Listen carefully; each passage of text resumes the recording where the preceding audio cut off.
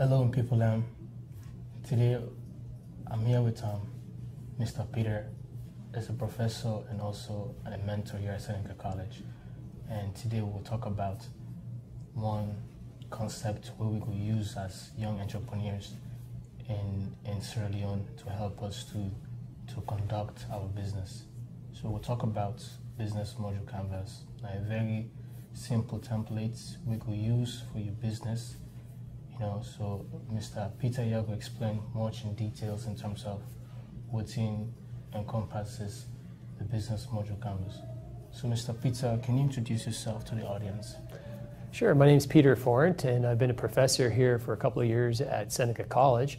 Ibrahim's been one of our entrepreneurs working at our on-campus incubator. Before teaching, I've run a couple of small businesses. I had a business myself, as well as working at bigger companies. So I've had a lot of experience starting with new products, whether it's from a startup all the way up to big companies like IBM and NCR.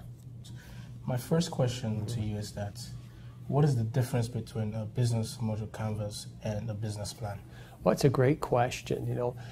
Traditionally, we all kind of have an idea what a business plan is, and usually it's a big, thick document that we use to, we have to go to the bank and get some money, or from an investor. We want to try and get an investor to do that. Yeah. But often, if you spend months and months working on a business plan, only to go present and say, "Oh, we don't like your business idea. Have you thought about this? Have you thought about that?" And you realize, wow, maybe I spent the last few weeks or few months even working on something that wasn't really in the right direction.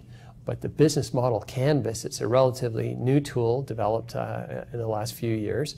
It's a one-pager, but it leads you through a number of different areas to determine, hey, do I know who my customers are? Do I really understand the problem that they are experiencing? Do we have a solution that will help them? And ultimately, how much is it going to cost to deliver the solution, and will I be able to charge enough money to make a profit at this? And it's very quick. You can do a business model canvas in a few minutes or a couple of hours, and it will save you weeks, if not months, of other work. It's a very powerful tool. So do you think that the business module canvas includes all the necessary functions or aspects that the business plan has, like an executive summary, like the marketing section, the accounting section? Do you think that business module canvas covers those aspects? Well, it's a great question too, and you know what? They don't. The business model canvas focuses more on the marketing side of things. Do we really understand the customer, and do we really understand what they need? And then it focuses on the operational side. All right, will we be able to build a business around this idea that we had, that we thought? Does the idea have the strength to actually stand up on its own and actually work before, again, you spend all this time developing the other areas of your business? Implementation, which one is faster? Well, certainly we use the business model tool first. Entrepreneurship, everybody thinks, oh, they have this one brilliant idea, then they spend years and years getting to that one brilliant idea. That's not the case at all. What happens is you have an idea, you start working towards that idea, and you learn a few things. Oh, some of the things we thought about aren't correct, or some of the things that we forgot to think about. Here's something else that's really important. So what the business model canvas does, and it supports this because of its simplicity of use, is each time you get a new piece of information, oh, I'm going to go tweak just a little bit this other part. Oh, that doesn't make sense. Why were we wrong on that one? Okay, let's take that away. And then we go find something else to put in there. So it's not meant to be a one-time use only type of tool. It's meant to be used all the time. As soon as you get something new in the way of significant information, you can incorporate that and change direction. And depending on how big the direction changes, it could actually be what we call a pivot. You completely changed. And often what happens with entrepreneurs is you think you have an idea, or you discover a potential issue. You start asking the customer about it, and you find out, wow, yeah, I've got that, but then there's this even bigger issue. If you could solve that for me first, that would be great. So it really gets you thinking. It gets you closer to the customer. And you know what? Sometimes the customer doesn't even know what they need or want until you start asking them these types of questions and really peeling it back from a different perspective. and you connect the dots that way. And that's one of the greatest skills an entrepreneur have, is find that need, but then figure out how to solve that need and make lives better for their customers. Thank you. So we're going to go in details based on each of the categories of the business model canvas. I think the first one is key partners. What do you mean by key partners? Okay, so the key partner section's more like who's your key suppliers, your key vendors and things. Who are the people that you need to work with that's going to make whatever it is you're delivering a very unique solution or something you're dependable on. So here in Toronto, for example, if you were coming from Sierra Leone and you're a new immigrant to the city, I don't know, is there a huge population of people from your home country here? Not quite here in Toronto. Okay. Now let's suppose that you wanted to open a new restaurant or a cafe based on the food of Sierra Leone. I'm sure there's some very particular spices or other ingredients that are available only from back home. Well, if you can't just go to our local grocery store and buy those spices, those ingredients, what are you going to do? Well, you're probably going to source something from a distributor back home who is able to ship those things that you need here to Toronto. Well, that supplier back home is now a key partner because that is going to be part of what makes your restaurant, your cafe, different than the thousands of other cafes and restaurants here in the city. So that's a key partner, for example. So people who are going to help you to operate your business, pretty much. That's right. The key is part of the secret sauce, if you will. You know, what is the secret ingredient that I have in my sauce that I need to have, and whoever's supplying that could be part of it. If you were starting a computer company, you know, you might be a developer yourself, but there's a key partner that develops or markets a particular tool set that you're using. Maybe there's some APIs, as they're called, that you can buy from them directly. If you didn't have those particular inputs from that company and you had to create it by all yourself, you know, that's a key partner because it takes away from what you're having there. So that's an example, a couple of examples that we have. Thank you.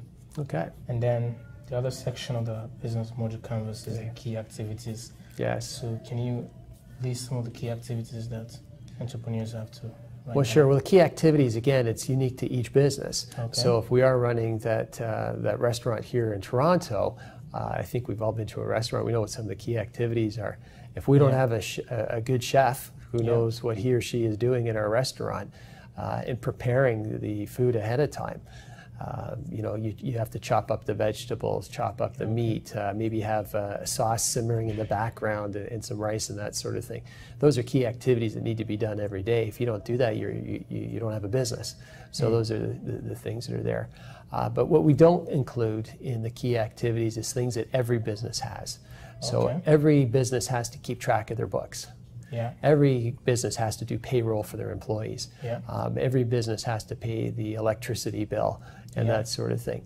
You have an accountant and that sort of thing. We have to do banking. Those aren't key activities. They're very important. Your business needs to do them, but every business does those types of activities. Okay. Key activities are the ones that just your business needs to be successful. Okay. And like the value proposition, I know, because this is very key, you know. So what's your take on that? Okay, so the value proposition is the way that you describe the problem or the need that you've identified with the customer, and then you're going to say, well, here's the way that we solve that problem. So it doesn't matter, you know, if you're a new Canadian, it doesn't matter what country you're from, but if you have a hankering for food from the old country, you know, I want that back home taste, and you don't have it here. So a unique selling proposition or value proposition for that restaurant is, come here, it tastes as good as mom used to make, or something like that. That's what it's all about, right? That's how you deliver that. You know, and if I was to start my restaurant, I don't have that skill set for that particular group of customers. So you have to say, okay, here's what the customer is doing, here's what their need, their problem is, and here's how we're going to deliver it. You need all those pieces. Because if you don't describe the customer, you don't really know who you're making it for, right? And if you don't describe how you're going to solve that need, then it's no unique proposition. It has to be something that sets you apart from the competition. That's what you need to have. So something that will benefit the customers pretty much. Absolutely. Everything is about the customer on that side. Yes. The next pretty much section of the business model is customers' relationships. So what do you mean by customers' relationships? Okay, so there's different types of businesses that you'll have. So, you know, is this a one-time transaction? Is it a long-term transaction? Is it strictly a financial transaction, a buy-sell? Or is it more of perhaps you want to have mind share ownership, if you will, with the customer or something ongoing? Yeah. Do you share values? That's very important. Today's businesses built around brands. For example, are you an Apple phone or an Android phone? What do you have? Apple. Okay, most students do, it seems, have the Apple. Yes. Well, Apple, you know, if you just looked at it, is it really any different than the others? Well, it is a little bit, but they have a real relationship with their customers. True. And I think one of the things that Apple promises its customers is, we're always there for you. We take care of all these different aspects for you. It's also about being very stylish. Okay, let's be honest, right? Yes, we like the style of the Apple products, absolutely. right? So that's part of it, that maybe another brand, and there's dozens of brands out there, doesn't have that same cachet, that same relationship. You know, if all you wanted was an entry-level Android phone, you might not even know what brand it is. You just buy the cheapest one that's there. That's a very different kind of relationship than the one that Apple says, listen, we're going to take care of you. We know how everything's going to work. We're going to take the technology and make it easy to use. That's kind of the promise that Apple has, whereas other companies don't have that type of relationship at all. So the customer relationships, it goes beyond just selling a product. You know? It's way beyond that. It's understanding the lifestyles of your prospects or your customer base, and making their whole life better, not just doing the one little transaction. Nice, good point. And then the next one is customer segments. Well, customer segments are different sides of things. That's where you particularly describe exactly who your customer is. Okay. So I'm sure that if we look at the Apple again, I don't know how many phones they have, like 4 or 5 different phones out right now, right? You know, at the time of we're editing right now, what's the premium one? It's the iPhone 10. Okay, it's an expensive product. It's for a certain segment. All the way down to the other side, they've got I think it's called the entry-level phone, the smaller one that they have. That's for a different type of market, right? There are people who want to have a nice big device. They like the biggest screen possible. But there are others that, you know what, I want to be able to slip that thing in my pocket. I don't want to have a big 6-inch screen. I like the 4.5-inch screen much better. That's a different kind of user, so you want to be able to describe those people. Or let's say, you know, video games, of course, are very popular. We all like video games. All right, so you know, is there a segment that says we need to have the biggest phone screen because we want to be able to play the video games on it? But if I'm not a video game player, I just want to have the small screen because, again, the portability or the cost factor that is there. So it's not enough just to say, you know, anybody who needs a phone is going to buy my Apple. No. Describe it. Well, we're looking, this phone's for gamers, or this phone's for people who spend a lot of time on social media. This other phone is for people who value portability more because they're not using that as their main computer device as well. So you have to pretty much identify your customer based on how they're going to use the product or service, and how far can it be broad and how far can it be narrow in terms of identifying your clientele. Well, part of the advantage or part of the strength of this tool is finding that exact niche that you need to deliver. You're trying to find an unmet need, all right? And it could be quite a small niche. He says, okay, yes, there's all these different kinds of phones that are available there. But for example, there's a brand of phone called Caterpillar. Are you familiar with Caterpillar? Well, they're the manufacturer of big heavy-duty equipment, you know, construction equipment like diggers and bulldozers. And you say, well, why would Caterpillar make a phone? Well, the Caterpillar phone is almost bulletproof. You can drop it from, you know, way up in the sky. We've got a very super strong case on it. And one of their models even has a camera built in that's an infrared heat camera. You know, well, why would you need that? But if you're in construction and you're trying to find out where maybe the hot water pipe is behind the wall that's leaking, you know the water's coming from somewhere. You can track where the hot water pipe is, or other issues like that. So you and I as consumers may not need an infrared camera, but that guy on the construction site sure wants it. And he wants a rugged camera and all these other features that go with it. And Caterpillar, being a construction company that everybody knows, if their name is on that product, you know it's going to be Caterpillar tough, So for them, that makes sense as well. But that's a totally different customer segment Yes. than the person who wants a standard Android phone with a camera. It's just completely different. Well, I like how you used Caterpillar as an example in terms of creating a phone based on the unmet need or the niche of these construction workers who might need your phone and that kind of environment, and they want to be able to see what they're doing, you know? And I like you also mentioned unmet needs, you know, because you don't want to tap into a client where other competitors are already meeting their needs, but you look for a group of people who have a need and you identify the need, but the need is not yet met in the market. No, and that's great. And people think, well, that's really, really hard. But when you start using the business model canvas and figuring it out and getting out there and talking to people, you know, you're finding out what their problems are. You have a potential solution. You can show them things, but it's more important to ask questions. It's more important to listen to what they say. Say, hey, I've got this great new mouse trap. Let me tell you all about it. Well, no, maybe you don't even have a problem with mice.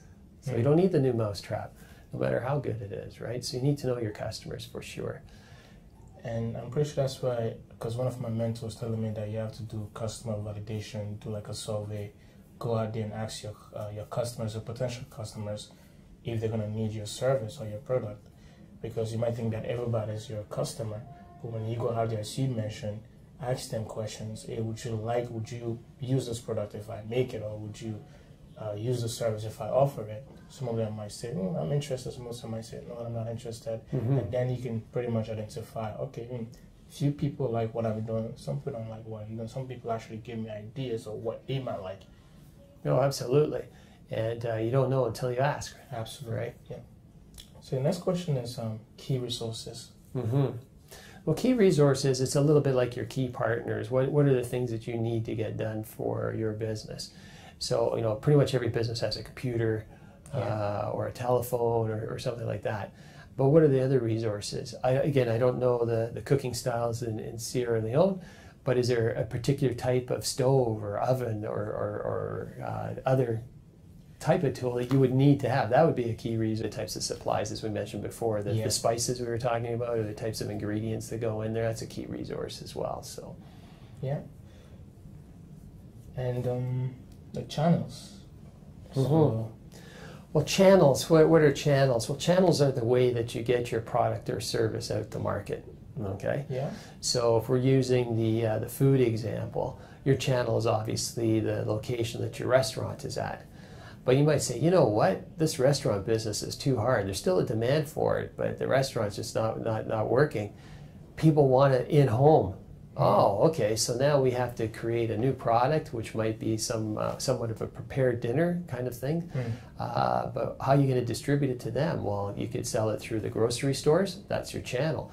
Or you could say, no, we only do online orders and we ship it directly. That's another way of delivering. So that's another channel there. In the old-fashioned days, before the internet, all the channels were the same. You had to go to the store and get it, right? That was the channel. Or maybe a mail order or something like that. But now so much is delivered over the internet that the internet can become your channel as well, even if it's a physical product. True.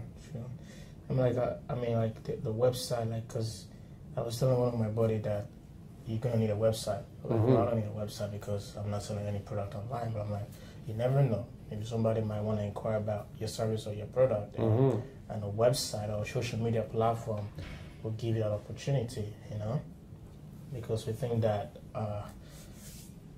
storefronts is pretty much the channel where clients can come to your store. Nowadays, no one have time to actually be going out. They can do everything on their apps, on your phone, and other things online, you know. So technology plays a huge role in terms of distributing your product and your service. Oh, absolutely. Even anything as traditional, say, as a wedding. All right. I met a woman a little while ago, planned her whole wedding through her phone. Wow. I said, what do you mean? He says, yep, I hired the DJ on my phone. I got the wedding cake on the phone. I found my dress on the phone and had everything shipped ahead. Found their venue on the phone. It was so much easier to do it that way.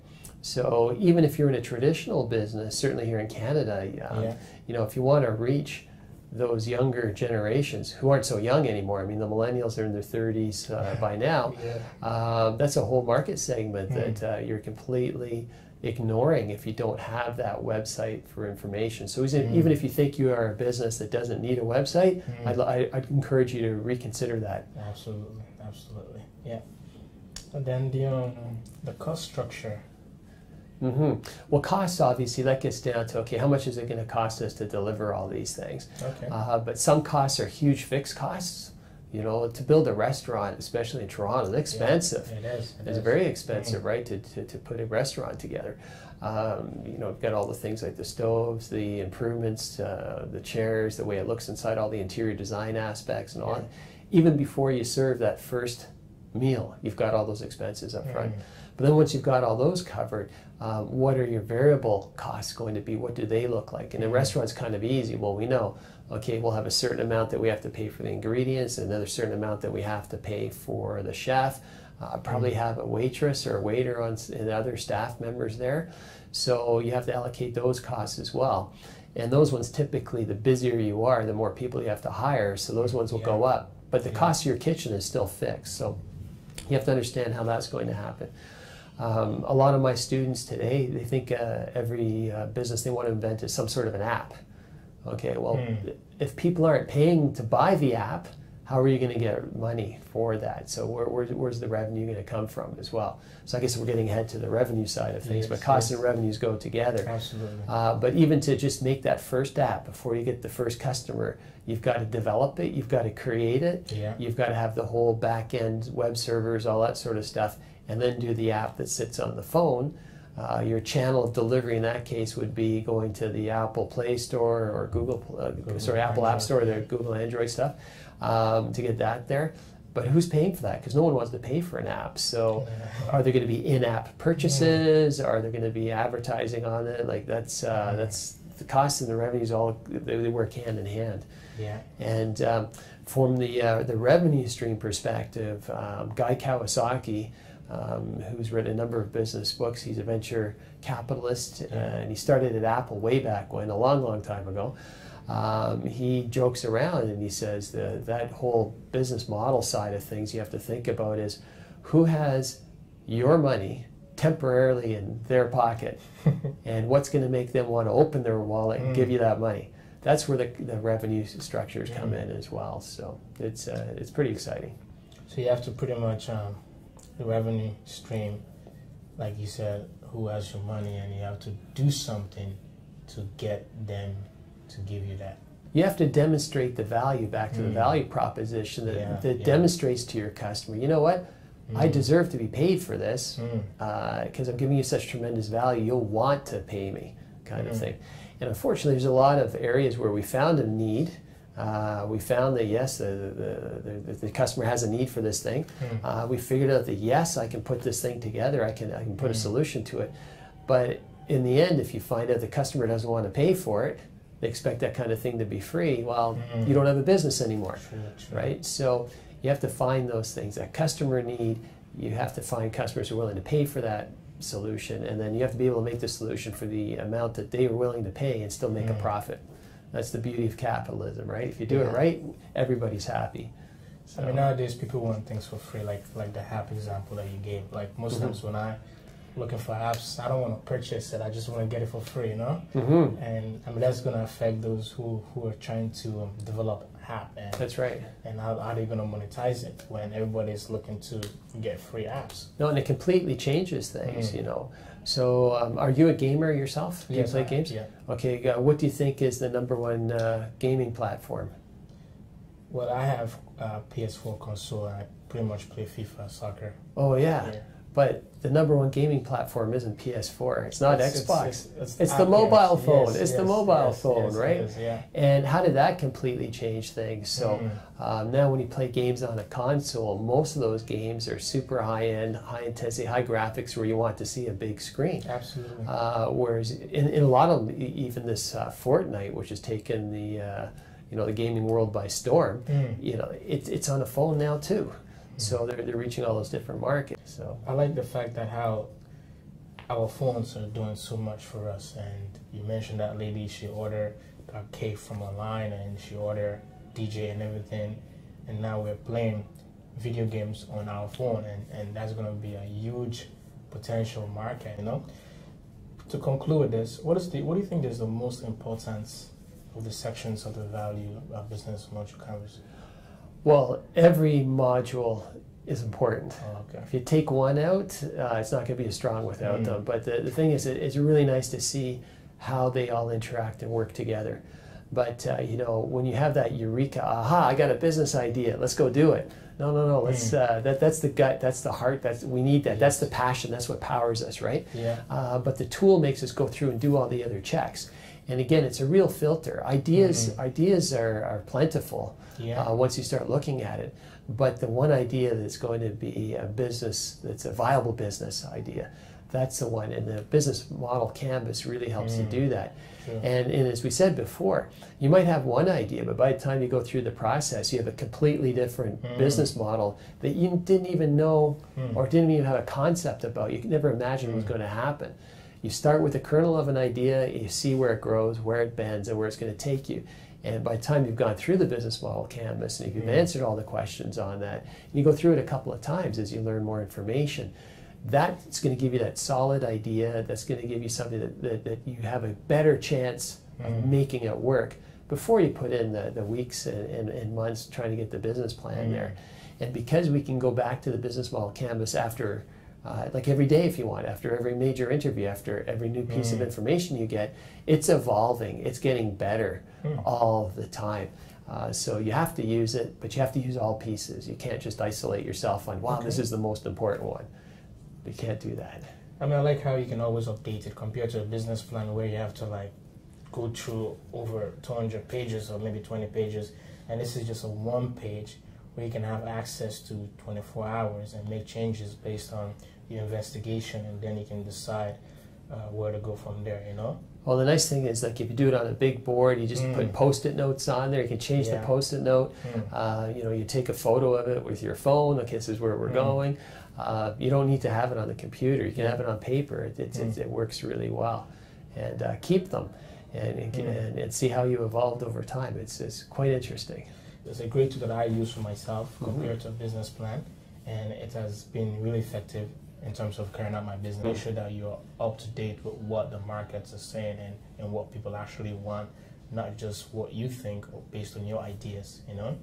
And that's one of the reasons why I believe that it's good to interview you to talk more about this tool, because I hear about Business Module Converse, I think it was last year, through the I never knew that such tool actually exists.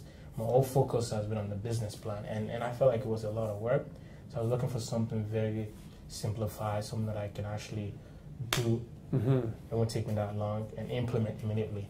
Well, I think it's the most powerful tool that we have, even at Seneca, or an entrepreneurship school program, the academic program. It's a great tool, but you know what? It's not just for entrepreneurs. It's for anybody that needs to test out a new idea. So you could be working for a big company, a big organization, even a public sector organization like a hospital or a school. And so someone will say, hey, I've got an idea. Okay, let's take a look at it. Okay, well, who's going to use this idea?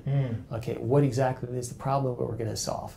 How are we going to do it? And you can go through all the different pieces of it and say, wow, now our idea got that much better.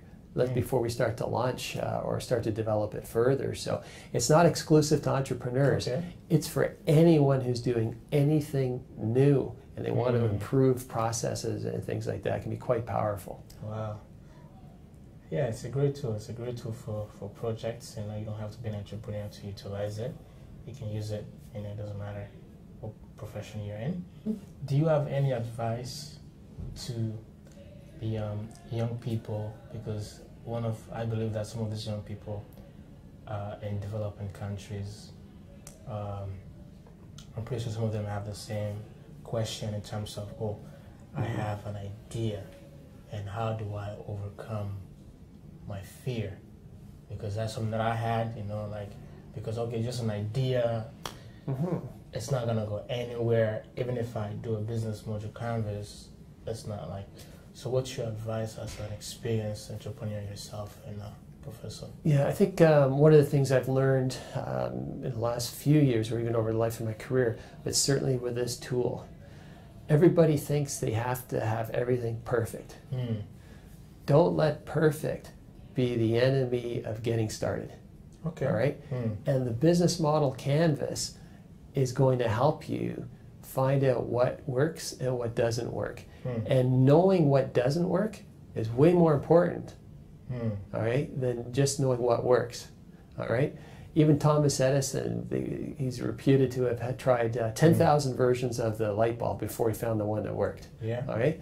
10,000 seems like a lot. What a waste of time. And Edison said, no, we found out 9,999 versions that didn't work before we got to this.